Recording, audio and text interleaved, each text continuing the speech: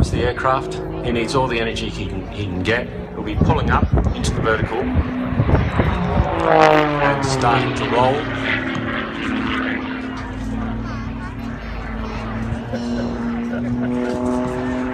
Hanging on the propeller and letting the torque of the engine turn the aircraft in the opposite direction to the propeller. Diving back down along the runway again to recover, and into some more shoulder rolls or tumbles.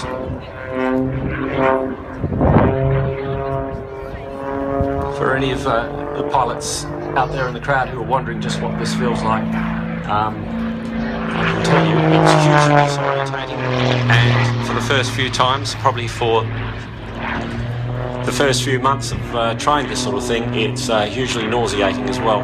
Richard is able to string this sequence of events together only because he practices it all the time.